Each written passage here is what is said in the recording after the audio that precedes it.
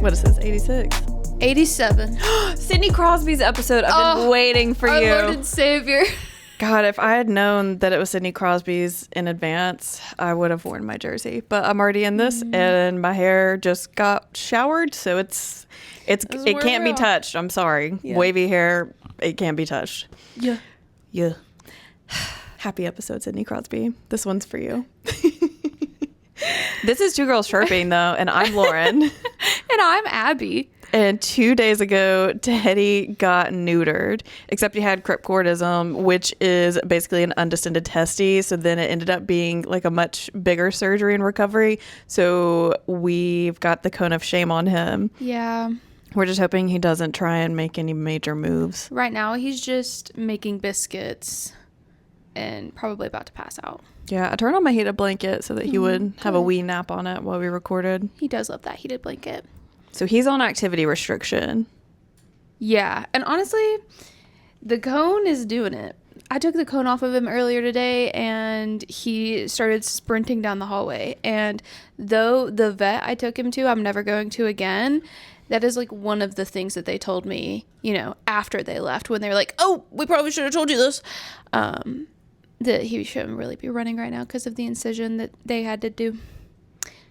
He's also not supposed to be doing stairs for a couple days. I'm folding my laundry about 30 minutes ago, and he just appeared at my side. I was like, how did you open the, what? Did you say for 30 days? I said 30 minutes ago. Oh. Yeah, he's not doing stairs for like 3 to 4 days for real. God, no, my laundry gets done every single week because I have just enough workout outfits and scrubs to last 1 week, and that's it. Big hop! Oh. Hi, okay. honey. Well, don't look at his incisions if you see them. I'll blur it. But he probably will just chill. Maybe. He's been real cuddly. He has been so cuddly. All right, let's get into it. Oh my gosh. Yes, you're right. Well, the reason we're here, hockey. As always, we're going to go over PWHL, opening notes, then NHL, and then playoffs. And we are going to talk about off campus starting next week. Confirmed. Yeah. Spoiler alert. I read the first 10 chapters this morning just to hit that refresh button. Guys, I bought a Kindle and it was an impulse buy, and I hate to admit it, I love it. And you know what? I have read 2 books since I got it like 3 days ago. Let me go get my paperback and hardcover copy because it is that serious to me, and I want y'all to know that I mean it. Should you do a reveal when we talk about it next week? Here, do you want to come snug me? Maybe. Come here. Let me know if you want to see the copies of the deal that I have because she's got 2. I want to show you. One of them is pretty. Yeah, one of them's pretty. One of them is probably the original. Because I've had that. Sure. I've had that for years. I have a distinct memory of it sitting on our kitchen counter, and our dad being like, "Why is the book turned over?" "Oh, it's because there's a girl in her underwear." And you were like, "No, she's not." And you just like straight up gaslit him. I was like, "She's not in her underwear. She's got a shirt on and some tights. We can't see down there, and it's not my fault that they want to put a half naked, potentially girl on the cover. Like, speak with the editor. That's not my problem. Yeah. It's a good book." Come on, bud. Because one thing I'm not going to do is cower. No. Okay, let's talk some PWHL updates. I'm going to redirect you. Oh, my goodness. Oh, my goodness. Okay. If you do any more than you're currently doing, Teddy, you're out of here. Yeah. It's a true story. You're lucky your mom's a simp for you. I am. He's also just like, he had to stay the night, and it was a whole thing. Okay. He was trying to make a turn. I know. I'm going to put him on the blanket. Me, after immediately telling him to calm down, he was innocent. He was just trying to put it in reverse. He hasn't figured out how to do turns yet. He can only go forward and backwards. He's like, I can't see anything. Also, he was so tired walking down the hallway. He just like laid down and rested the cone. Okay. PWHL, I have one thing to comment. Someone commented on our last episode when we were talking about MPP being the MVP of the playoffs and all of that stuff. And they said, I saw a clip of MPP trying to get ARD, which is Abby Rock, to go collect the trophy for the playoff MVP, and then several people had to shove her to get over there to get her own trophy. I love her so much. Like, she's just not here for the spotlight. Yeah. She gets so embarrassed anytime people say nice things about her, especially her teammates, which Abby Rock in particular loves to do. Oh my gosh, yes. That team is so freaking dear to me. Oh my God. Speaking of shining spotlights, the PWHL Players Association released the salaries for all of the players for the 2025-26 season. Who was it that sent it to us in the Discord? Was it Kate? Hold, please. It's actually very important to me that we give credit. Yeah. 'Cause that's the only reason I saw it. Yeah, it was Kate. She's on it. Now, I have thoughts. Some people, you posted a video on our account talking about it, and there were some interesting comments on it of people trying to make light of it and making good points. All that to say, we're going to talk about the top 10 highest paid players in the PWHL because I thought it was interesting. I also want to point out that there are people making six figures and there are people making $30,000 or less a year, which I understand is not a livable wage. Well, the thing is, I understand it's a new league. Mm-hmm. They just turned a profit this year, way ahead of schedule. Yeah. I understand that this is just a starting point. It just is insane to me that these professional athletes are giving up most of their year to play on essentially let's be generous, $40,000. There's no reason that I should be making roughly the same as Laura Stacy. There is no reason for that. I'll insert the link in our description so you can go see how much money Lauren makes. I don't really know. No, I know how much it tells me I make. I couldn't tell you. It's honestly it's a great place to start. And like you said, this is the first year that the PWHL has turned a profit. That is a huge, huge thing. And they have done that before almost every single male sports league. I would argue every single male sports league currently running. So it's a very impressive thing. It's also just kind of crazy to me that the spectrum is so wide. There are players making $100,000 more than another player on their team. And I feel like I'm taking it as I think the PWHL, their collective bargaining agreement is up, it's going to be up soon. And I think next year. And I think they kind of did it to prove a point and get people talking about the difference in wages. I mean, I think eventually, I don't know that this next collaborative agreement period, they will be profitable to really institute a minimal salary. Probably the next one.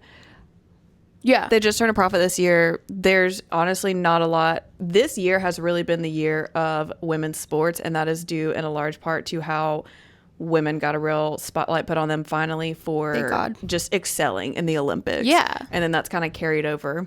Yeah. I mean, so hopefully more endorsements will come, grow the sport. I don't see their business model is pretty sound. They will continue to grow. It's just crazy to me because you really don't have time to have a second job. So if you don't have a partner or someone who can financially support you, especially a big factor is the state of the American economy right now. And also the cities that they live in. Yeah, they're not living in freaking Red Central Bible Belt where this is the most affordable in the country to live. Yeah. And it still isn't great. Yeah. You know, it's I don't know how I understand that they, for the most part, a lot of them will live in houses or apartments together. Mm-hmm.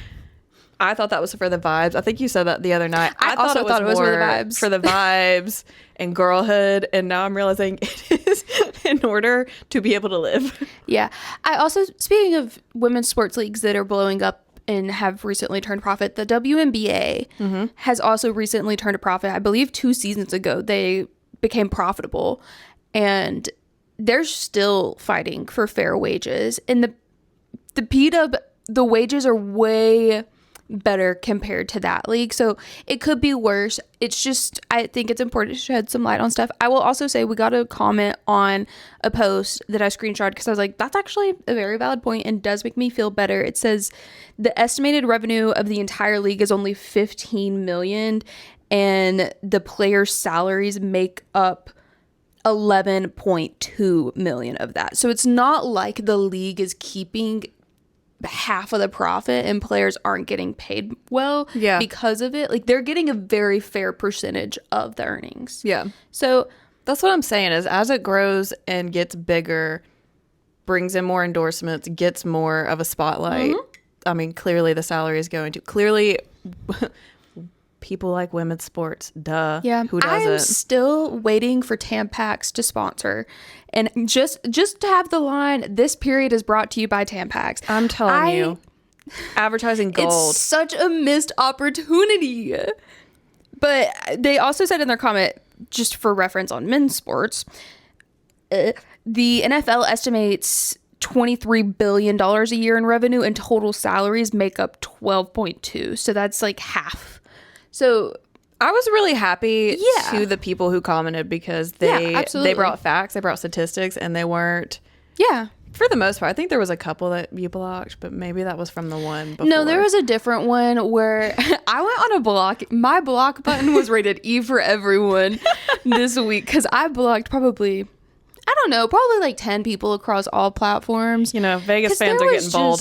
All 10 of them. There was some specific dude on a manic break who commented 12 separate times on posts dating back to like a year ago. You don't have a manic break, you have a manic phase. It's a cycle. Well, it's a cyclic disease. He's been broken from our communication line. He's been blocked. But here's the top 10 players. Yeah. Circling back. Yeah. Circling back. Per my previous email. The 10th highest player is Kendall Coyne Schofield with Minnesota making $100.8 thousand. This episode sponsored by Minnesota.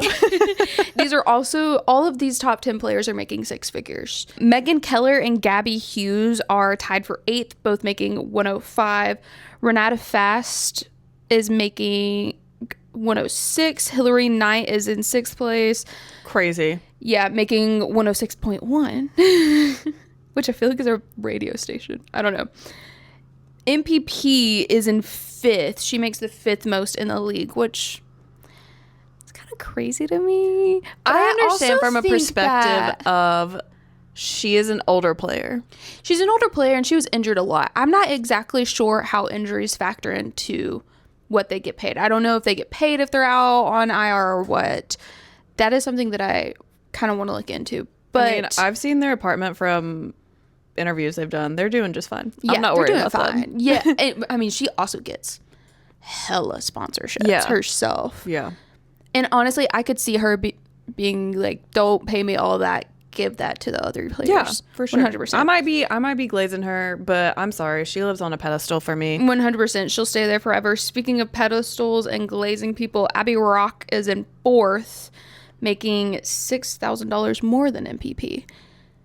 Brand Jenner was 3rd. Sarah Fillier was 2nd. And the highest paid PWHL player last season was Emily Clark with $126,000. I just found that so shocking. Not because she doesn't deserve it, but because her team hasn't done anything. They went to the finals. And they have no cups, though. Yeah. Like, it is Emily Clark, but I'm like, that's crazy because y'all restricted their access. Y'all wanted to restrict their ability to grow their fan base, number one, this season. It's also, though, you got to think about the team. She is one of the... Honestly, I'm kind of surprised that Gwyneth Phillips doesn't make more than her. I think Gwyneth Phillips should be the highest paid Ottawa Charge member. Like, Erin Frankel's not on that list. Great. She should be on that list for sure. Yeah, but those are across other teams. You just got to... Each team gets a budget. Like, think of the top 2 goaltenders in the league right now. It was Erin Frankel and Gwyneth Phillips this whole season. Mm-hmm. And honestly, the season before, but this season they just, again, the Olympics really gave them another platform. Yeah. Yeah. No, I agree. It's just interesting. Show me the money. Yeah. It's like, it's reassuring to see that they're being rewarded and that the league is not keeping so much of the money. Yeah, but it is also, there's room for improvement. Yeah, their business structure is sound. Yeah, which also, like, this is their 4th season. Yeah. That's pretty great. And they've expanded the last years. one, but also this next one going forward. Yeah, they're going to double in size in their 5th season. Yep. All right, a couple of other PWHL things. The Boston Fleet have announced that coach Chris Spare is going to Hamilton. Is it Spare or is it Spar, actually? I feel like it's Spare. See, I was thinking it's Sparry. Sparry. Chris Sparry. Are Why? you happy to be in Perry? Because everyone's French to me. Are you going to, while we're talking about the Fleet, are you going to talk about Haley Wynn? I'll talk about my girl, Haley Wynn. She was a finalist for both Rookie of the Year and Defender of the Year. She is my Rookie of the Year. Her and Nicole Gosling. Those are my big I think two. that's fair. I think that's fair, for sure. She had 5 goals, 14 assists, and 30 games. Like, come on. The Wynn family really stole the Olympics too. They stole my heart, which was stole fine. the heart of the Olympics. It was fun. It had been shattered by the men and was immediately picked back up. What is that? Yeah, you put me back together, working my Coca-Cola Hennessy. All right, speaking of people moving to expansion teams, the New York Sirens have announced that Josh Skiba, who was their head coach, is going to PWHL Detroit. I want to move to Detroit so freaking bad, Abby. Detroit, Lauren. I think we need to move to Detroit. Abby, we can afford to move to Detroit. I just have to get a job. Start a pun right now. I can work anywhere in this country and keep my job. We're going to find out just how much of the cold we can endure. Should we do a move reveal when we do decide? You know how people do of course. We'll have to do a move gender reveal. reveals. I can hire a DJ. Oh my God. Okay. Save that money for the moving van. One more thing, and then we're going to talk a little bit about the expansion distribution process that the PWHL officially sent out, how it's going to work. So one more other thing, though. Lena Youngbloom, who she plays for the Victoire, she has this motto that's like, today is today. As in, like, we'll deal with tomorrow, but today's today. It is what it is. Honestly, the way her name is spelled, I feel like she's Czech. Isn't she Swedish, actually? What's her name? Lena Youngbloom. Here's how it's spelled. She is Swedish, because I was like, wait, I think she's the first Swedish player to win a Walter Cup. Oh my gosh, you're right. We totally said that. She's a Libra, too. October 15th. Anyways, she got that tattooed on her with the Walter Cup. Is the top photo. I love that. I'm like, oh, that's cute. I mean, I have a tattoo that says in Old Latin, remember to live. So, I see you. I'm not going to lie. I forget you have that one. Lauren went to brunch one day and came back with it. I didn't go to brunch. I went to the massage. I went to the spa. But I've been thinking about it for a while. So, expansion player distribution process. I'm just going to read through it and I'll pop it up on the screen as well for you to read through. Little presentation, if you will. Ooh. The general rules, expansion related transactions only are happening in here. So no like trading within existing teams and signing new players yet. There is a specific series in here that phase, I guess, that will happen. And I believe there's 8 phases. Because didn't they do the new teams get to do their trades first and then they expanded to the other ones for the trading? I think that's how they did it roughly for the last one. Yeah, so I'm actually fixing to say that right now. You heard it here first. Each expansion team can have, or they will have 10 players once phase 4 is complete, and existing teams will only lose up to 4 contracted players.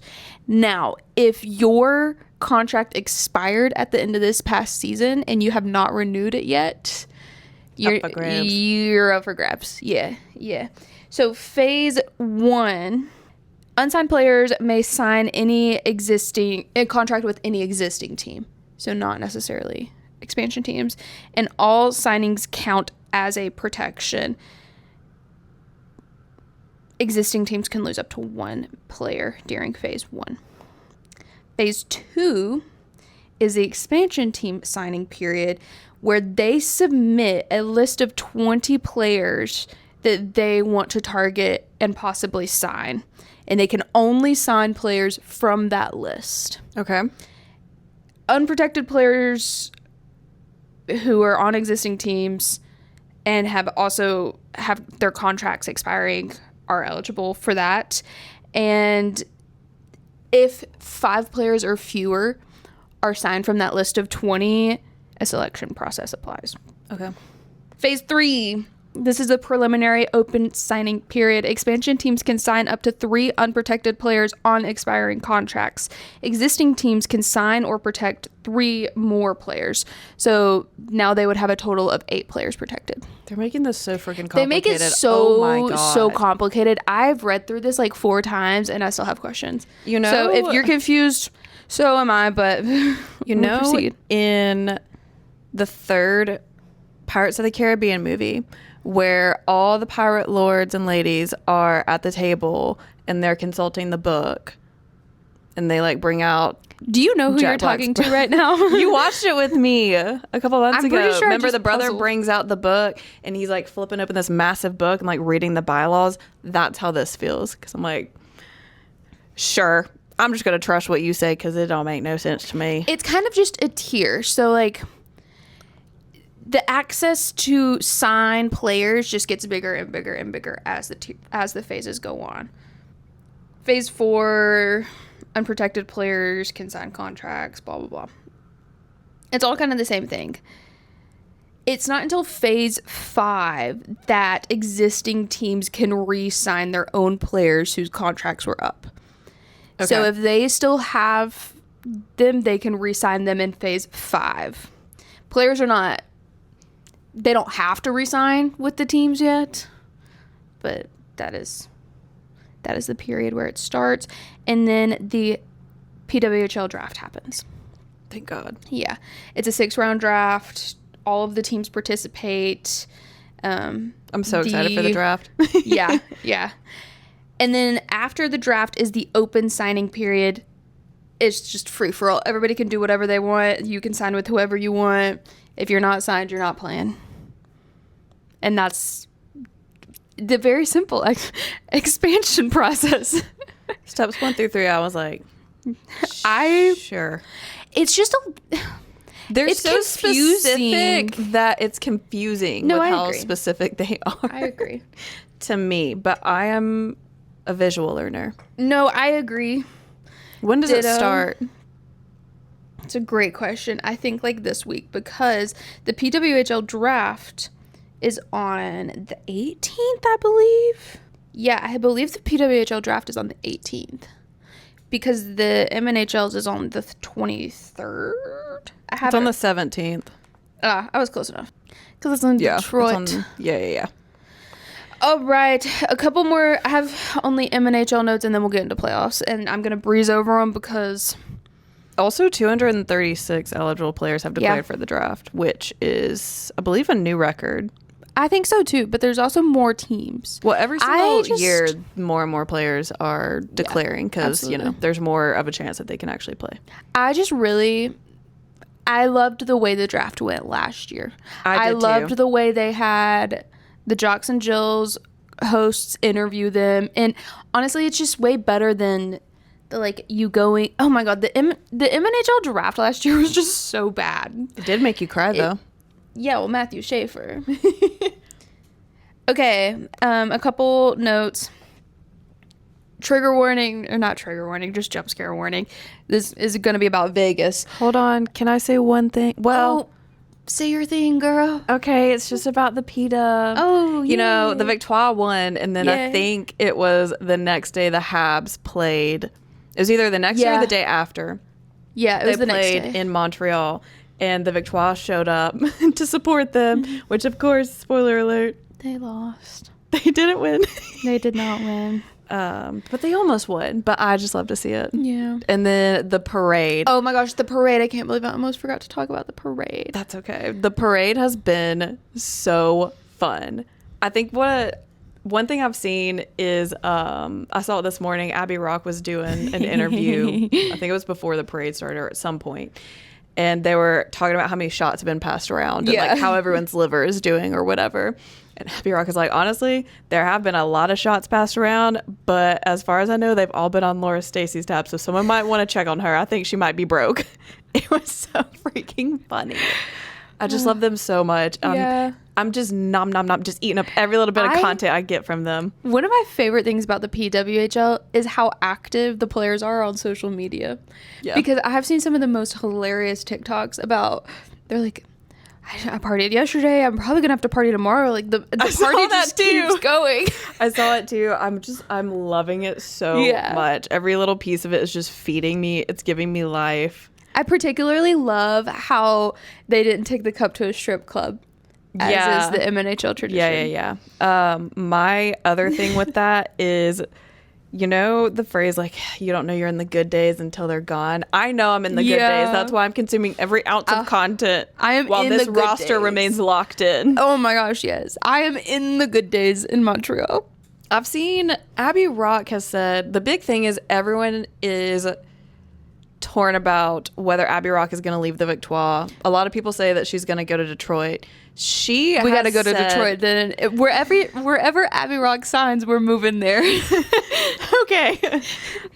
And she said something amongst the parade, which, you know, there's no telling how wasted she really is, but she basically said that she was more than happy to stay with the Victoire if she can. Bless. So to me, I'm taking that as Bible and she's not leaving. Right? Yeah. Right? If y'all don't protect her. If they don't protect her, because it should be the wife line's all protected. Yeah. And then Debian. That's our 4. Lock it in. I agree. That's all. Okay. The big bad. If you missed it, Bruce Cassidy, who was the head coach of Vegas prior to playoffs. I forgot about all that because I don't really give a fuck. It's okay. It's just like Vegas proving once again that they suck. They're evil. Yeah. So they fired Bruce Cassidy right before playoffs and hired John Tortorella, which was honestly kind of crazy because they had an amazing season despite being the scum of the earth. And then they just like fired their head coach and hired John Tortorella. Well, then they forbid any media or not even any media, any teams from talking to Bruce Cassidy because the way that he was fired, they still technically have his contract. Like he still technically is employed by them until they finish playoffs. And don't ask me to explain how that works because I don't really know. But they have said nobody can talk to Bruce Cassidy about signing somewhere else. And he hadn't really talked to the media yet either. Well, in football, they do that a lot. Like Auburn. Auburn will fire a head coach and still have to pay out their contract so they can't work with anyone else. I didn't always say, but when I found out about that, I was like, man, I really should just become an Auburn head coach. I'll have to work 2 months and then I'll get paid $23 million for the next 6 years. For reals. The dream job. Anyways, he finally did a press conference talking about it and he said it's upsetting. There were 2 teams that reached out and it's public knowledge now. He didn't release that information. But it's public knowledge that 2 teams reached out and asked if he wanted to come work for them and that he couldn't talk to them. And he said, I want to go to work. I'm a hockey coach. And then Kelly McCrimmon, who's I don't even know. He was on some radio show. He's not a head coach. He's a co-conspirator. Fair. Was like, Bruce Cassidy's only talking about it because Edmonton leaked it. So Edmonton wanted him? Who else? Edmonton wanted him, and I don't know who else. I think it was maybe Anaheim that said they wanted him, which he'd be a great fit in Anaheim. Yeah. They love a co-conspirator around there. Once again, The Vegas Golden Knights are being dicks. Everything I hear about them, I just hate. Everything I hear about them. The literal only slice of joy is that Mitch Marner is going to the Stanley Cup final, something he would have never been able to do. But, like, I don't even really care about that. I don't care. I hate that team so much. Look, I've gotten our mother, our sweet mom, to also hate that team. I went over to their house after. I got my preceptor to hate them.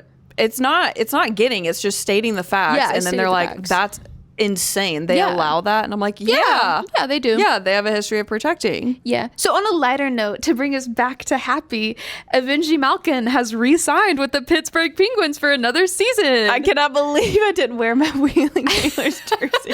Oh my God, missed opportunity. I think they got eliminated from playoffs last night, though, from what I saw this morning. Randy let me know. Oh, the Nailers. I was like, the Penguins didn't. No, they're not there. So, yeah, they've been eliminated from playoffs.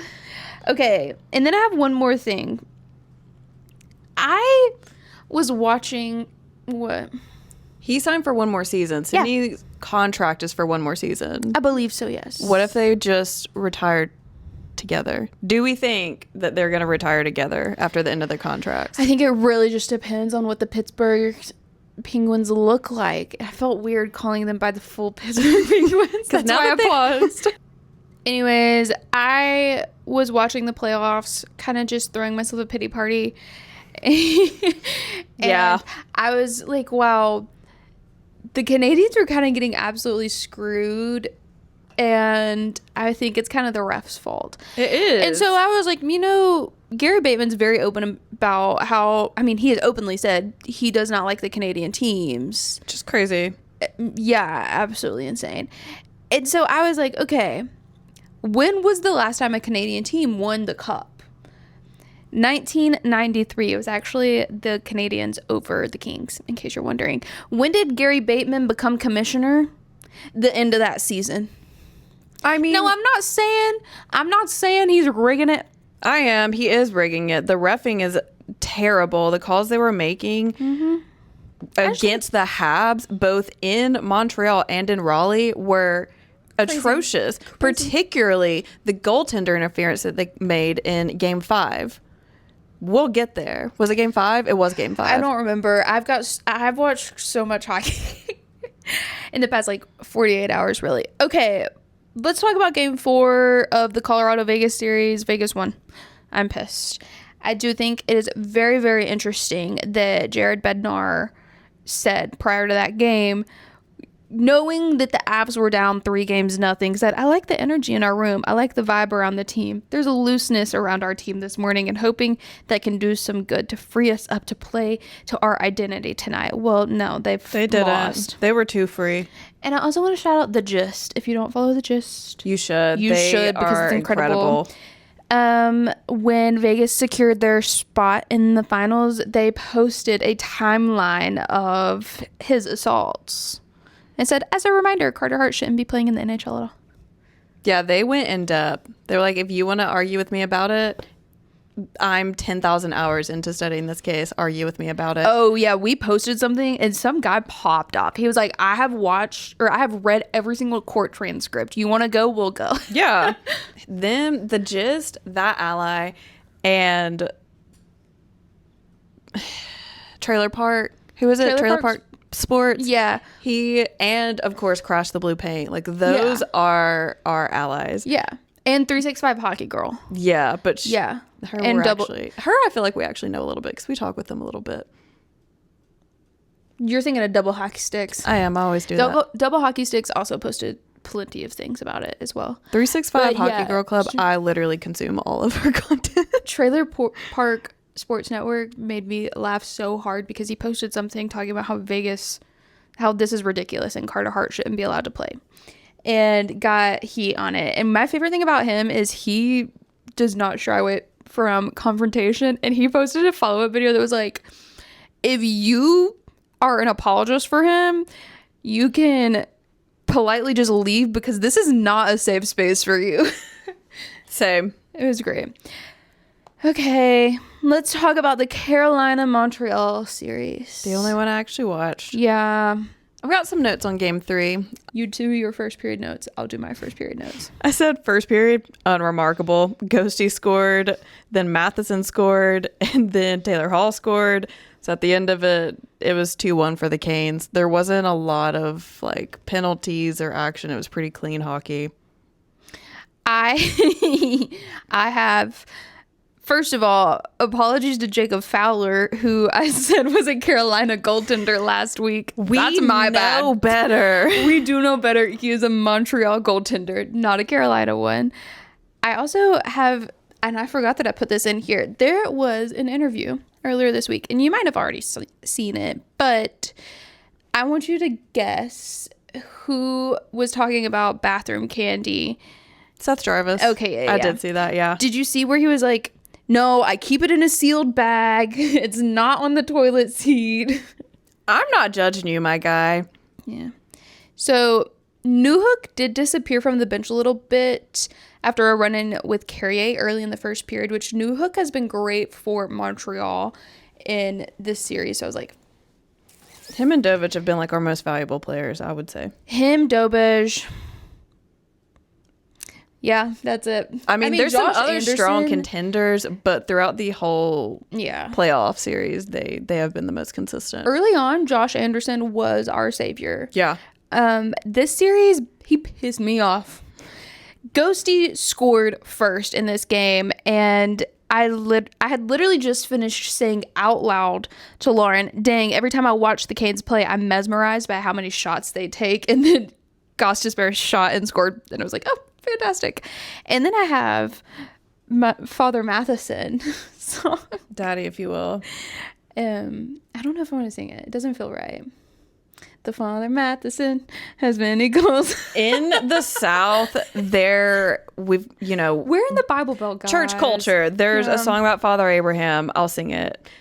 It goes like this. Father Abraham had many sons, and many sons had Father Abraham, and I am one of them, and so are you.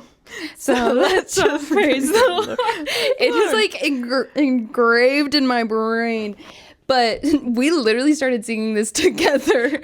Unplanned, mind you. As it happened, we were like, Father Matheson has many goals, and many goals has Father Matheson, and this is one of them, and he's got you.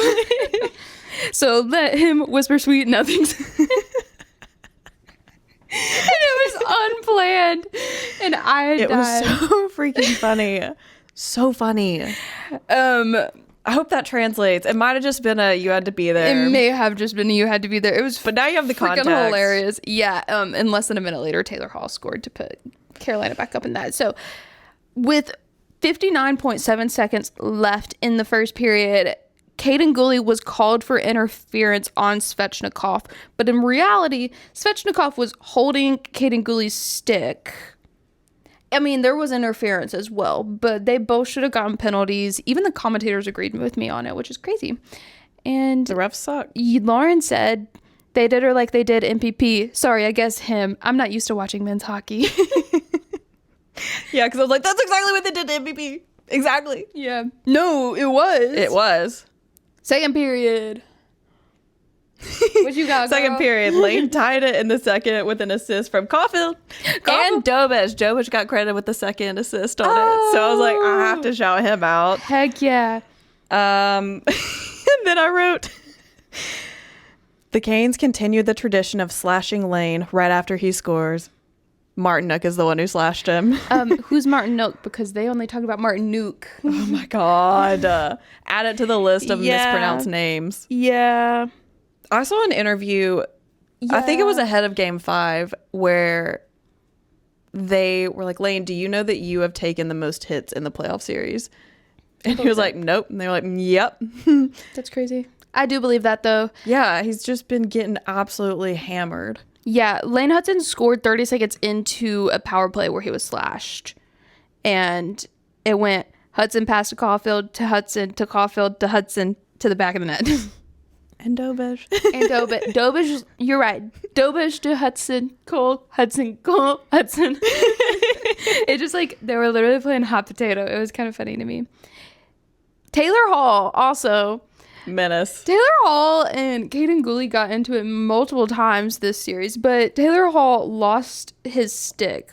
I think it broke or he dropped it. I don't know what he did, but I do know that he turned around and yanked Caden Gooley's out of his hands instead. There was no penalty called. It was right in front of the ref too, mind you. Right in front of the ref. No penalty was called, and there's a specific penalty for using someone else's stick.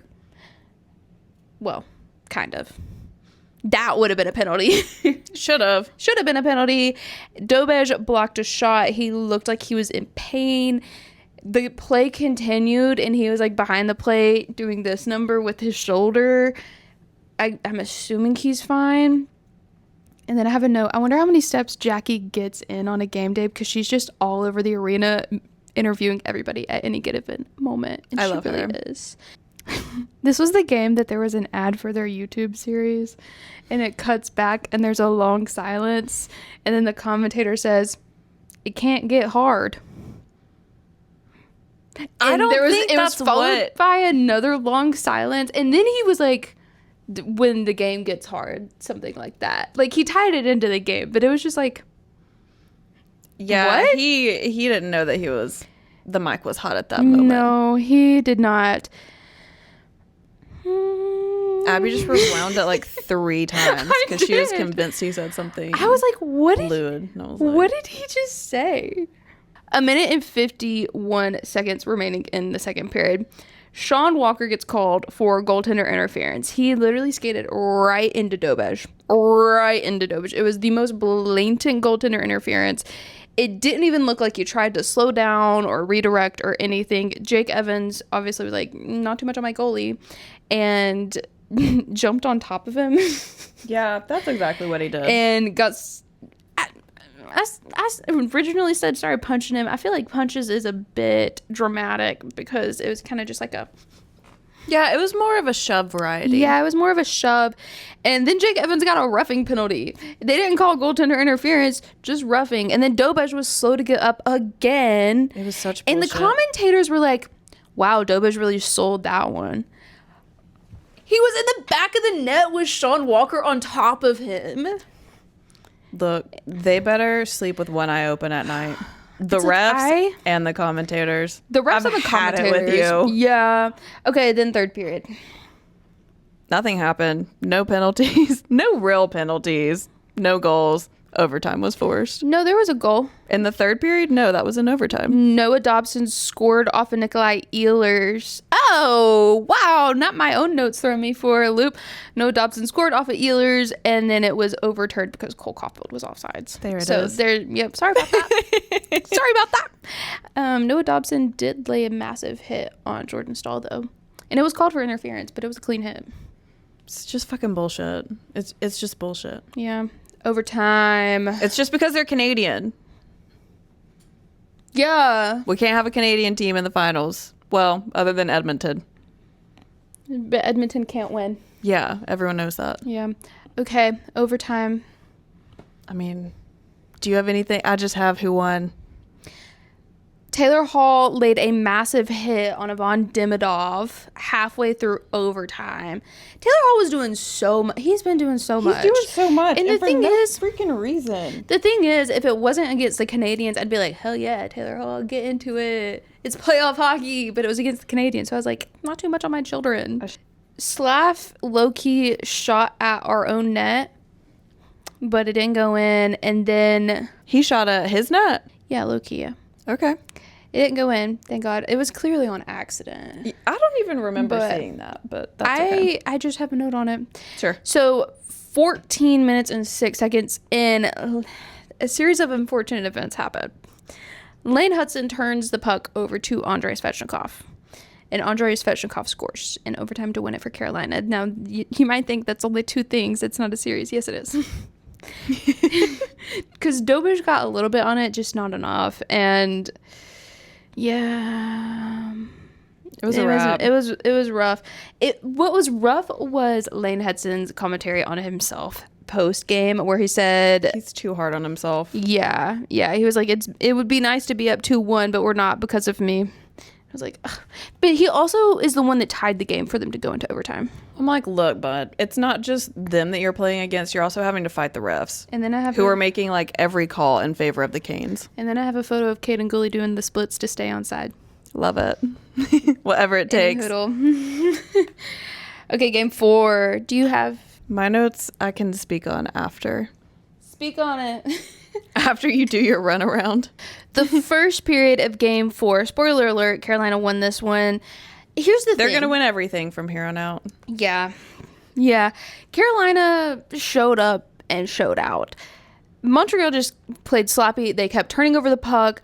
They didn't get like any shots on goal, which is honestly the story of the series, but they were a mess. Still just it is a mess. Kirby Doc took a dumb penalty for cross-checking Nikishin in the face.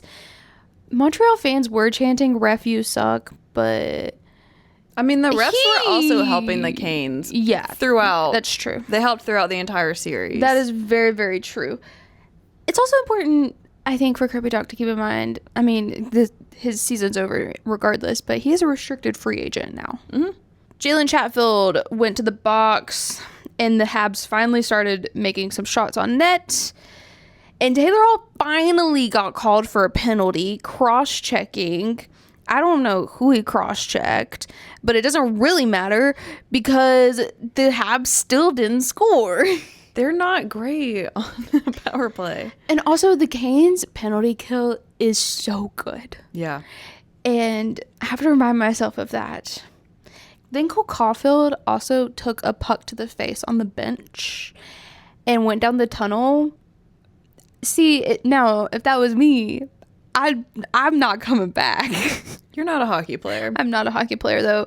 Sebastian Aho scored first on a power play because we kept taking dumb penalties.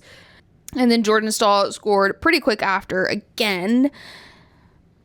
It was Keandre Miller passed it to Jordan Stahl, whose stick was in between Josh Anderson's legs and deflected it in. Kill me. That's basically how I felt after the first period of the next 2 games. Yeah. And then Logan Stankoven scored again to put the Canes up 3-0 before the first period even ended. Shots on goal were 13-5. It was terrible. It was horrible, and I was like, I'm not having fun anymore, so I literally just went to bed. I was like, I'm calling it on this day because Jesus Christ. Oh my God, did you see Caden Gooley fall over the boards? I don't think so. Because I didn't catch it when I watched the game, but because I watched it all the next day. But I saw a clip on TikTok of it making fun of him, and I rewatched it on the game to see what happened. So he took a hit by Robinson and went down kind of weird and was slow to get up. But then they're changing lines, and so he's like rushing to get to the bench to avoid too many men on ice, and like hops over the boards to avoid too many men on ice, but then he falls backwards straight onto his butt right in front of Butch, whoever the commentator is that stands down there and right next to Jacob Fowler, and he looked to be more paid. And I kind of felt bad because I was like, you can relate to falling on your butt on ice. It does hurt quite bad, doesn't it? Yeah. And I didn't even have any padding. It was just really funny to me to see. No, after the first period, I just was listening to the game. Like, I had my headphones in because you were asleep, and I was like fixing my lunch for work or clinical or whatever the next day, and like aggressively cleaning my blinds as a side quest. And then there was like a couple more side quests before I finally called it. So I was just listening. So no, I did not see that. That's fair. I also was in hell watching it. So listening, I thought would be better, and it might have been a little, but not by much. You know what the refs did see? Mike Matheson cross-check Ehlers in front of the net, like kind of right up on the face. Crazy time for them to have 20/20 vision. It was initially called a 5-minute major so that they could review it. They downgraded it to just a minor. And 8 seconds 8 seconds into that penalty kill, Philip Deneau and Jordan Stahl are taking a face-off against each other. And Philip Deneau cross-checks him to the face right in front of the refs. Yep. And so then we went 3-on-5. It was so fucking stupid. It was so stupid. They somehow killed off those 2 penalties, but I was like, what are you doing? You're playing like an idiot. They're not bad at killing penalties. They are bad. They've got a pretty decent penalty kill. They're bad at a power play. They don't score. They'll score like right after. Yeah. They will not score on a power play. No, I swear to God, they won't. And then I had a funny moment of the commentators saying Anderson's skating around just punching everybody in the face, because it was true. He literally punched Nikolai Ehlers and then skated over to someone else and gave them a good shove, and then circled back to Nikolai Ehlers, who they had already gotten in a scrum, and so Ehlers' helmet had come off, and so then he skated back to Ehlers and punched him in the face again. I was like, Jesus Christ, Anderson. So he obviously went to the box, and that's the second period. Yeah. I was like, oh my God. And then in the third, Josh Anderson takes another dumbass penalty. But this is what they do. They start out strong, then they get sloppy, and then by the end of it, they're like, oh, fuck, we got to lock in. And normally that works well for them, but it just didn't work here. They didn't lock in soon enough. They thought they still had another couple games in them. Yeah, and then they pulled the goalie. Andrei Svechnikov scored on the empty net to put the Canes up 4-0. And in the last 17 seconds, they got kind of into it. Jaden Strobel got into it with Jankowski. Strobel got a good couple jabs in on him, and then Gooley and Robinson going at it again. Nothing really happened, but they all got misconducts. Truly, that game, I feel like Montreal could have rallied after the first period. Like, obviously they were down 3-0. It was a bad look, but they could have rallied and gotten at least a goal. They just unraveled. But they did what they normally do. They get frustrated and they start giving everyone dumbass penalties, and then they lose. No, I agree. And then it just like puts Dobich in a negative. Like, he's doing his job. Yeah. But like, for the love of God, where's the defense? It's also, where was the defense the last 2 games? The only 2 players actually playing. Well, here's the thing. At the end of this game, all of the goals in this series had been scored by defensemen. Yeah. So the defense is trying to play offense and defense, and that's part of the problem. The only 2 players actually playing defense are, I don't like saying playing defense, that are actually doing their job as defensemen were Lane Hudson and Caden Gooley. And that's literally it. And the thing is, Caden Gooley was taking dumbass penalties too. Yeah, he always does.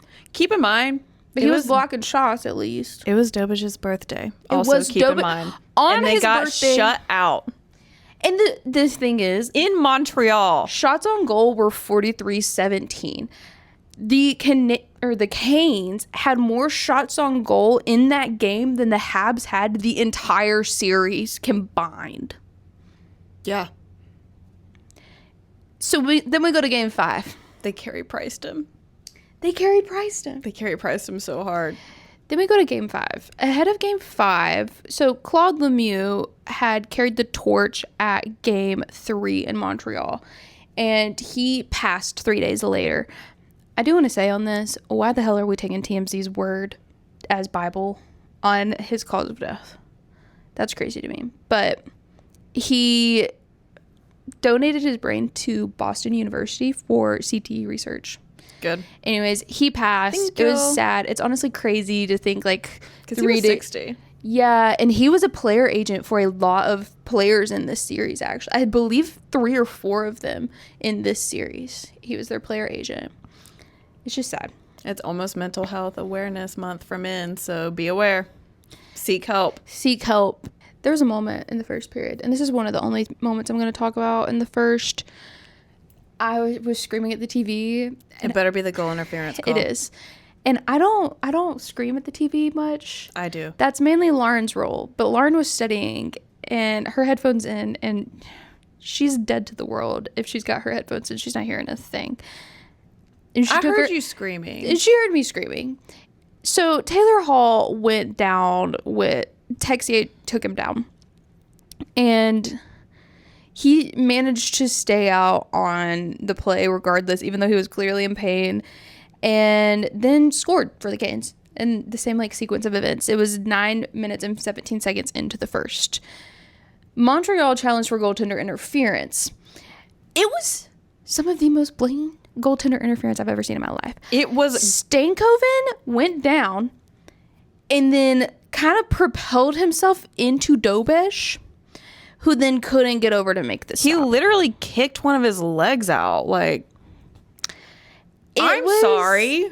It was one of the most ridiculous things I've ever seen. So I literally was like, that's goaltender interference. They're going to turn over the goal. Okay, this is great news. They then reviewed it and said... They only reviewed it because of coach's challenge. Yeah, they reviewed it because of a coach's challenge, which is... bullshit. Yeah. And it was called a good goal. They said there's no goaltender interference. And then later on in the game, the commentators... Because the commentators were like, what?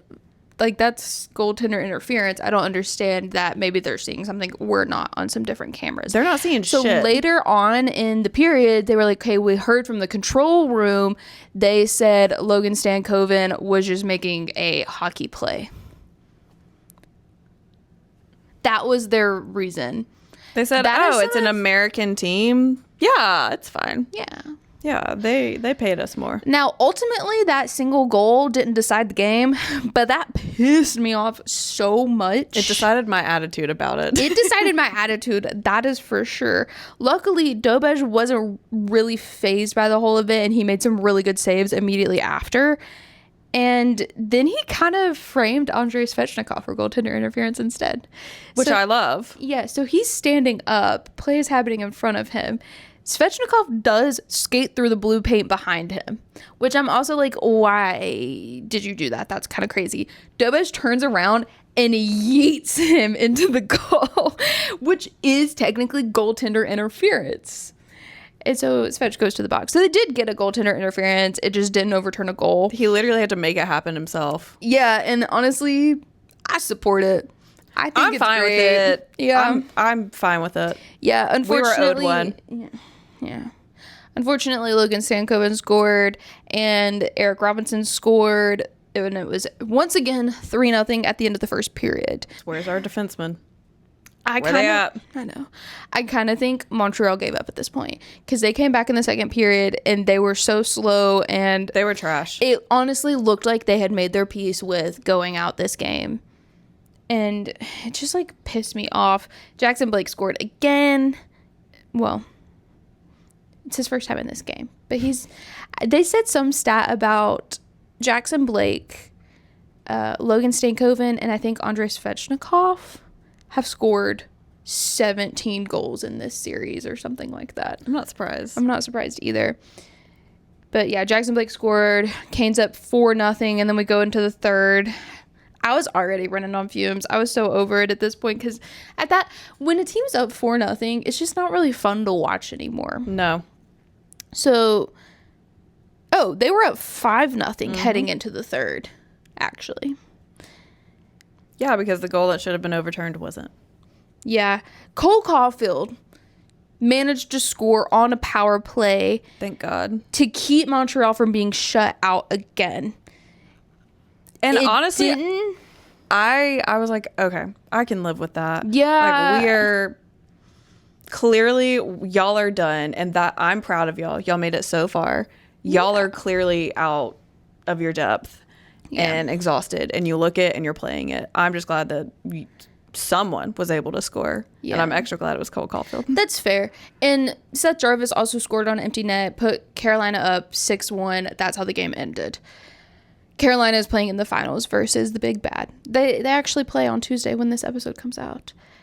It just like is painful to me. I also feel like it's important to remind everyone because I've seen so much about people being like, Montreal got dog walked. They suck. The first 3 games were really close. Yeah, Montreal won the first, and then they went to overtime in games 2 and 3. They played really well up until game 4. 4 and 5. Yeah. 4, they just looked exhausted. Mm-hmm. It was very clear that the refs were not going to be of any help. Yeah. And after that, it just seems like they kind of gave up. Dobej stuck in it. MVP of my playoffs. Yeah. I also think Carolina only played like 12 games, I want to say. I want to say that Carolina had played 4 less games than the Habs. And they had also just had 2 weeks off. So 13 games total. Because they had swept 2, so like 8 + 5, 13, yeah. Yeah. They had played more games. And honestly, Carolina's just built... How do I want to say it? They're just built better now. They're built better. Their it's just their time to shine. It's totally fine. They've got the depth that Montreal is still working for. Yeah.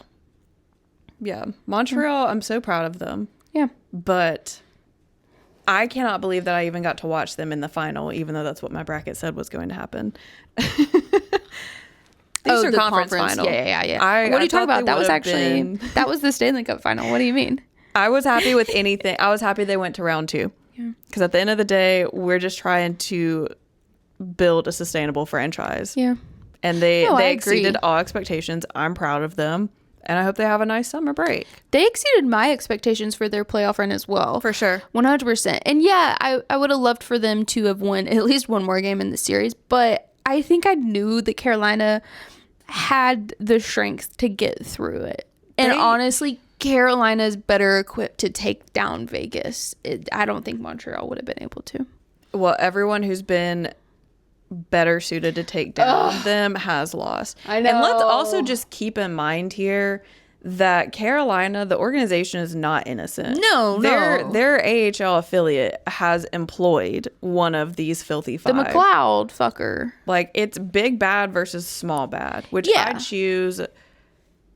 I give the Canes a lot of grace, more than I probably should, because there's... No, I just like watching them.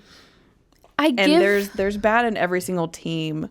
Now, if they had hired one of the filthy 5 to their, like, MNHL team like they originally wanted to, hell no. Yeah. I would have never watched them again.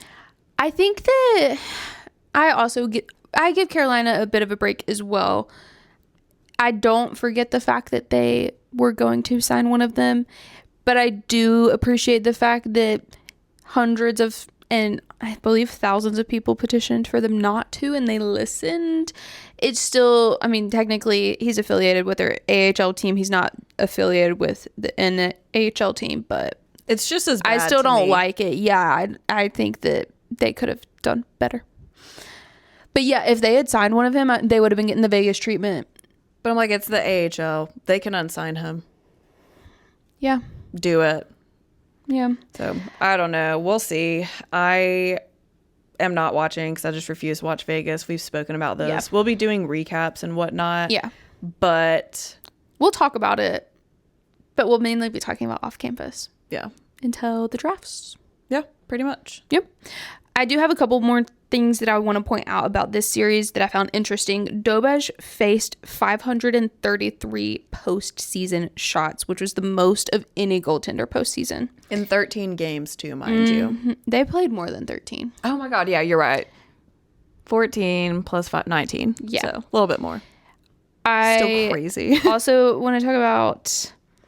There was this very sweet video of Keandre Miller holding his newborn baby. His partner had a baby before the series began, and holding his newborn baby on the bench post-series win, like choking back tears and just in disbelief. I wanted to cry. The Canes, they are so likable. They are. It's his first finals appearance. And also... to think about the fact that he was playing for the Rangers at the beginning of the season and now he's going to the conference finals or the Stanley Cup, the Stanley Cup finals. Yeah, they're going to the big cup finals, capital C. And this is the majority of the team's first finals appearance. Yeah, they haven't been to the finals since I think it's been 11 years, and they haven't won a cup since Rod Brindamore was captain of the team. So in 2006. Yeah, he's the only one that can get them. Yeah, where they need to go. And nobody touched the trophy. Rod Brindamore said, you can do whatever you want, but don't touch the trophy. And I appreciate it because, and I do, here's the thing. Y'all know how we feel about Jordan Stahl, the Stahls in general. He defended Carter Hart. And Jacob Slavin. Yeah. I did appreciate, though, that whoever was having him like take the cup, whatever, waved Jordan Stahl over to accept the cup, the trophy, and Jordan Stahl turned around to the rest of the team and told them to come with him. And I did appreciate that. I think he's a good captain. I think he does a good job. I disagree with their political beliefs and morals, and that's fine. Yeah. You're allowed to have your opinion. I'm allowed to have mine. Yeah. I can respect the differences. It doesn't mean I have to like you. Yep. And I will end my notes with a comment from the commentators. Nobody has touched the trophy yet, unlike the dessert we had at dinner last night. I literally cackled. That's cute. Yeah. That's probably the best commentating they've done. Yeah. Yeah. All right. Next week, we'll be breaking down episodes 1 and 2 of Off Campus. Yes, we will. And we are both rereading the books, even though the show is not the same. I just need a refresher. Like, I read it every single year, but... Do you really? Yeah, girl. It's one of my, like, favorites of all time. I don't even know why, to be honest with you. I don't know why. It's like a nostalgia. It's like any Sarah Dessen book. Yeah. That's like a bit of nostalgia of my middle school time. There's a lot. Elle Kennedy and like Lauren Asher. They're just a lot of nostalgic Was Lauren books. Asher those F1 romances that made me want to kill someone? But she wrote other stuff. She should have done what Elle Kennedy did, which is basically just be like, romance and they play I'm a hockey player. So anyway. No, that is. Yeah. She tried to get too into the tech behind F1 and I was like, you're wrong. I'm like, that's not what it is at all. For the love of God. Let me pull over and check. I don't want to talk about it. Any hoodle. Is there any update on your book series that's coming out? The like Windy, is it? I haven't. Windy City, Twisty City, Windy City series because they're in Chicago. Chicago. That's from Victorious. Chicago. So is there any update before we go? There's a lake they call like Michigan. I think I'm really funny. Okay, no, I don't have any. For me. It's like, I can remember that, but don't ask me what my driver's license number is. I had to put my social security number on paperwork for my kitten, and I was like, wait a second, what is it? That's just stuff you should know. I do know it. It just took me a minute. I was like, I haven't had to put this on anything in a while. Fair. Okay, no, that's all I have. Okay, well, we'll see you next week. Get ready to see me rage, probably. Rage! Well, my thing is, and this is my last thing I'm going to say about it, if they modernize it to be in the current times, that changes multiple major plot lines of the book. I have a note. If they dated it back to when it was published, like I think it was like 2015 is when I looked it up. Yeah, that feels right. Then I am expecting book accuracy. If they update it a lot, I'm going to give a lot of grace. I'm going to give some grace right now to take the vibes of the book, but not the plot. I mean, I guess the plot. It's not going to be the book. We've had so many people be like, it's not the book. But it's good. And next week, I'll be able to tell you exactly what that means. Yeah. All right. Okay, bye. Bye.